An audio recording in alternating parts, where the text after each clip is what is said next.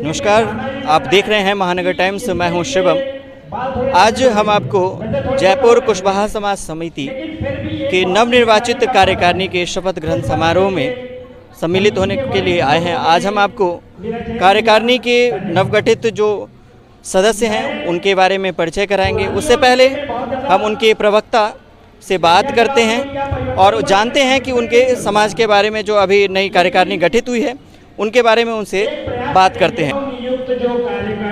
Sir, आपके जो नई कार्यकारिणी का जो गठन हुआ है उसके बारे में बताएं। नई कार्यकारिणी में हमारे 12 पदाधिकारी सारे हैं।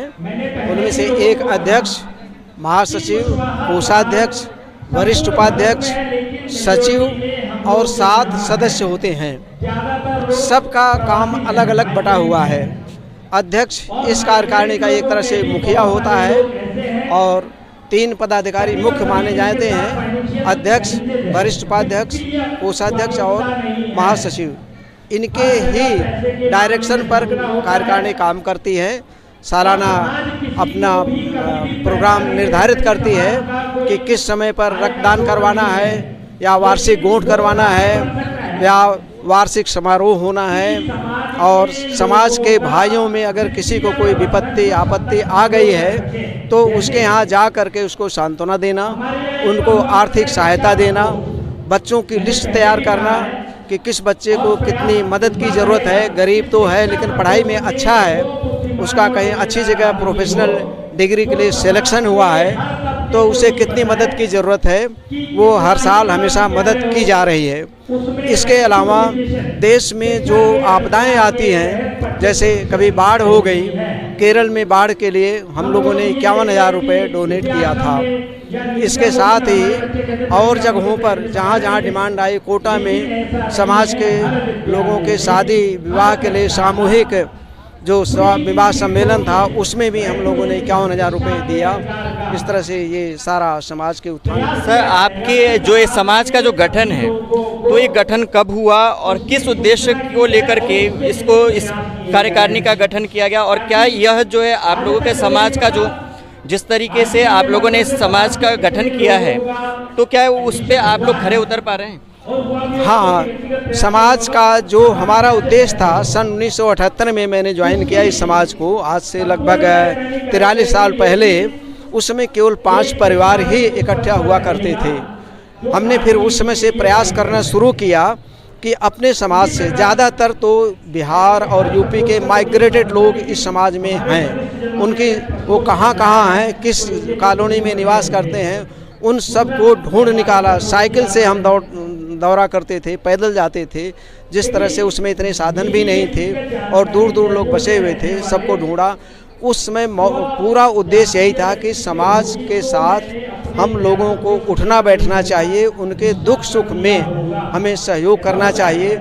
कोई बहुत बड़ा उद्देश्य लेकर के हम लोग नहीं चले थे कि हम बहुत बड़ा भवन बनवाएंगे या विद्यालय बनवाएंगे या और बहुत बड़ा काम करें, क्योंकि संख्या कम थी। 20 साल के प्रयास के बाद सन 2001 में हमारी प्रथम प्रबंध कार्यकारिणी प्रॉपर रूप से बनाई गई और उसमें ये 12 पदाधिकारी बनाए गए। 2003 में 29 मार्च 2003 को हमारी कार्यकारिणी का रजिस्ट्रेशन रजिस्ट्रार संस्थाएं जयपुर के द्वारा किया गया और हमारा संविधान जो बना उसकी भी रजिस्ट्रार ने अप्रूवल दिया और उसमें जो हमने कार्यक्रम निर्धारित किए उनको निश्चित रूप से प्राप्त करने में हम बहुत सफल हुए हैं। 5 की जगह पर आज हमारा लगभग 1500 परिवार जुड़ा हुआ है जो कार्यक्रमों में भाग लेता है। हाँ, अपनी किसी की दिक्कतें हो गई, मुसीबतें हो गई, दूर दराज में हैं, वो नहीं पहुंच पाते हैं, तो उनके क्षेत्र में भी हम छोटी छोटी सभाएं करते हैं ताकि लोग जुड़े रहें। सर, जो नई कार्यकारिणी का अभी जो गठन हुआ है जी, तो इनका कार्यकाल कितने दिनों का रहेगा और किन उद्देश्यों की प्राप्ति के लिए जो है इनका गठन किया गया है?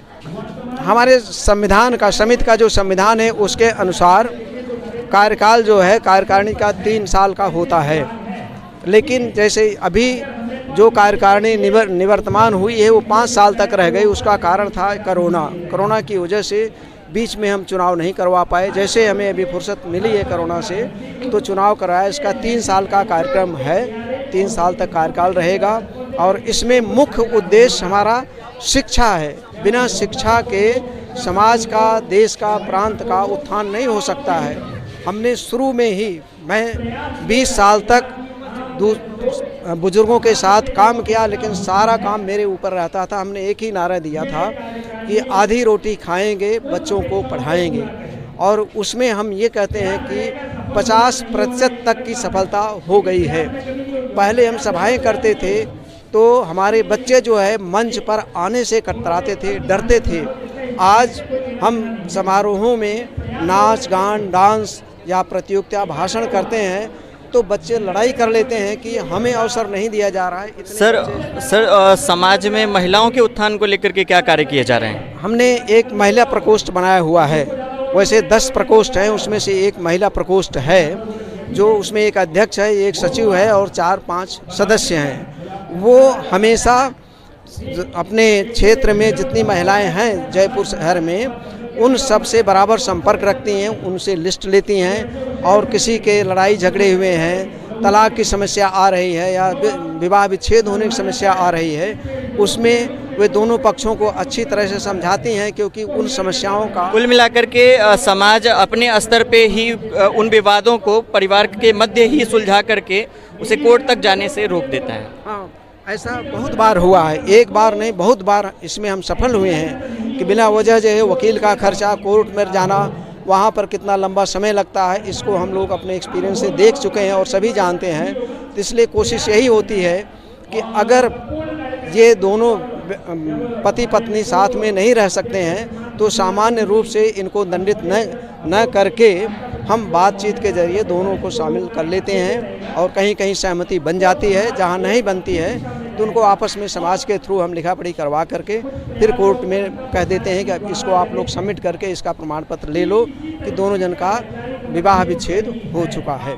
नव कार्यकारिणी के गठन को लेकर के बहुत बहुत शुभकामनाएं आपको, और साथ ही महानगर टाइम्स से बातचीत करने के लिए आपका बहुत बहुत शुक्रिया। बहुत बहुत धन्यवाद आपको। महानगर टाइम्स से हम बहुत समय से जुड़े हुए हैं और हमारी शुभकामनाएं हैं। हम और लोगों को जोड़ेंगे कि वो इतना समय हमारे लिए निकाल करके आए। आप लोग बहुत बहुत धन्यवाद और शुक्रिया। साथ बातचीत करने के लिए कुशवाहा समाज समिति के आज तक के जो वर्तमान अध्यक्ष हैं दीनानाथ जी, हम उनसे बातचीत करते हैं और जानते हैं कि उनका जो कार्यकाल रहा, उनकी उसमें क्या क्या उपलब्धियां रही, उन्होंने क्या समाज को अपना योगदान दिया। दीनानाथ जी, पहले महानगर टाइम्स की ओर से आपका बहुत बहुत स्वागत है। मैं आपसे जानना चाहूँगा कि आपने अपने समाज के लिए जो पिछले 3 साल जो आपके कार्यकाल रहे, इस कार्यकाल के दौरान क्या क्या उपलब्धियां आपकी रही? हमारा कुशवाहा समाज हर तरह से समाज के लिए, गरीबों के लिए मदद को हमेशा तैयार रहता है। हमारा समाज अभी 4 सालों के अंदर बहुत सारे गरीब बच्चों के लिए, जिसके लिए कि एडमिशन के लिए प्रॉब्लम हो रही थी, पढ़ने में बच्चे अच्छे हैं, उनको पैसे की प्रॉब्लम आ रही थी, समाज की तरफ से उनको पैसे उपलब्ध करा के उनका एडमिशन परीक्षा के लिए कराया गया। 1-2 बच्चे और भी हैं जो 2 साल कोर्स कर लिए, और कोर्स करने के बाद में भी फाइनल एग्ज़ाम के लिए उनके पास पैसे की कुछ कमी पड़ रही थी, उनके परीक्षा छूट रहे थे, उसके लिए पैसा उपलब्ध करा करके उनके डायरेक्ट कोचिंग सेंटर को पैसा दे करके उनका आइडेंटिटी कार्ड दिलाया गया, ताकि वो बच्चे अपना परीक्षा 2 साल का कोर्स कंप्लीट करके परीक्षा का सर्टिफिकेट मिल सके और आगे उनके जीवन में कोई आगे काम के लिए तरक्की कर सके और वो सर्टिफिकेट काम आ सके। अगर नहीं ऐसा करते, आपके कार्यकाल के दौरान कोरोना भी रहा, तो कोरोना के दौरान आपने समाज की किस प्रकार से मदद करी? कोरोना काल के अंदर भी हमने कहीं आना जाना बंद था, उसके बावजूद भी हमने दुकान वालों से राशन दिलवा करके, दुकान वालों को खाते में पैसे दे करके, चावल, आटा, गेहूं जैसे भी दुकान वाले से दे के ऑनलाइन उनको पेमेंट करा के, उस तरह से भी कोरोना में हम लोगों ने मदद किया है। कुशवाहा समाज हमारा हर साल एक तो पर्यावरण के लिए भी ध्यान देता है। हर साल करीब हम बरसात के टाइम में, अगस्त में भी, आज तक ये 4 सालों के अंदर 5-7 गार्डन में हमने पेड़ लगा करके हरियाली बढ़ाने के लिए कोशिश किए हैं और आगे करते रहेंगे और अभी भी कर रहे हैं। नव कार्यकारिणी के लिए क्या कहना चाहेंगे? पुराने अध्यक्ष आज के बाद तो अपन रिटायर हो गए, भूतपूर्व अध्यक्ष हो गए। अब नई कार्यकारिणी जो बनी है, जितना हमारे कार्यक्रम में भी कुशवाहा समाज के लिए अपन ने समाज के चाहे पढ़ाई से लेकर के या पर्यावरण के लिए या गरीबों को किसी तरह मदद के लिए जो काम किया है, नई कार्यकारिणी से यही उम्मीद करेंगे कि इससे और ज़्यादा बढ़ चढ़ के लिए हमारे समाज के कोई भी गरीब तबका पैसे बिना पढ़ाई नहीं छूटे, उस तरह से उसका व्यवस्था करें और पर्यावरण के भी ध्यान रखते हुए और कुछ तरह के हम में अपने हर साल बरसात के मौसम में पेड़ लगा के हरियाली के लिए व्यवस्था करें। जो ऐसा अपन बोलते हैं कि एक पेड़ एक बच्चे के समान होता है, तो अपन उस पद्धति चलते हुए, उसको मानते हुए वृक्षारोपण ज़्यादा से ज़्यादा करें और समाज को जागरूक करें। महानगर टाइम्स से बातचीत करने के लिए आपका बहुत बहुत शुक्रिया सर। धन्यवाद। महानगर टाइम भी आज इतने दिनों से हम देख रहे हैं, आज कितने सालों से हम जुड़े हुए हैं कि टाइम महानगर हर खबर टाइम टू टाइम अपने को शाम को बात होती है, दूसरे दिन पहुंच जाती है। इसका मतलब महानगर टाइम के स्टाफ इतने पंक्चुअल फास्ट कह लें या तत्पर हैं कि मिनटों में खबर एक दूसरे तक पहुंचती रहती है। महानगर टाइम्स के स्टाफ को इसके लिए बहुत बहुत धन्यवाद और महानगर टाइम्स दिनों दिन तरक्की करते रहे और आज हमारा समाज भी जो नया चुना हुआ है, आगे समाज के लिए और बढ़िया काम करते रहे, समाज को आगे बढ़ाते रहे। हमारे तरफ से सबके लिए हार्दिक शुभकामनाएं, समाज के लिए, महानगर टाइम्स के लिए। हमारे साथ बातचीत करने के लिए कुशवाहा समाज समिति के नवनिर्वाचित अध्यक्ष शिवशंकर जी हैं। शिवशंकर जी को पहले तो हम महानगर टाइम्स की ओर से बधाई देते हैं और फिर उनसे बातचीत करके जानते हैं कि वो अगले जो उनका अब कार्यकाल रहने वाला है उसमें वो समाज के लिए क्या क्या योगदान देंगे। शिवशंकर जी, पहले तो आपको अध्यक्ष बनने के लिए महानगर टाइम्स की ओर से बहुत बहुत शुभकामनाएं। सर, ये बताएं कि आप अपने समाज के लिए जो आपका कार्यकाल अब रहेगा उसके लिए समाज को क्या योगदान देंगे?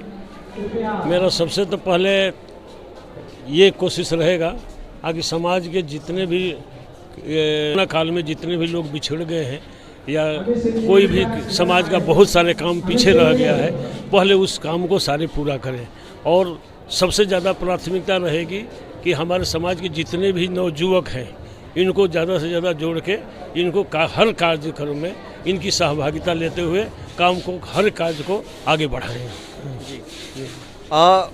आप जैसे अब नए अध्यक्ष नियुक्त हुए हैं, तो मैं आपसे ये जानना चाहूँगा कि आपके समाज में जो महिलाएं हैं, तो महिलाओं के उत्थान के लिए आप क्या करना चाहेंगे? महिला शिक्षा के लिए आप क्या करना चाहेंगे? नहीं, हमारे समाज में महिला प्रकोष्ठ है जिसमें महिलाओं को उत्थान के लिए, महिला की शिक्षा के लिए, हर चीज़ के लिए उसमें अपना प्रावधान रखा गया है। उसके अकॉर्डिंग अपना कोशिश ये रहेगा कि हम समाज के हर कार्यक्रम में महिलाओं को ज़्यादा से ज़्यादा सहभागिता रखें और उनका सहयोग लें। महानगर टाइम्स से बातचीत करने के लिए आपका बहुत बहुत शुक्रिया और एक बार फिर से आपको आपकी नई कार्यकारिणी के लिए शुभकामनाएं। धन्यवाद।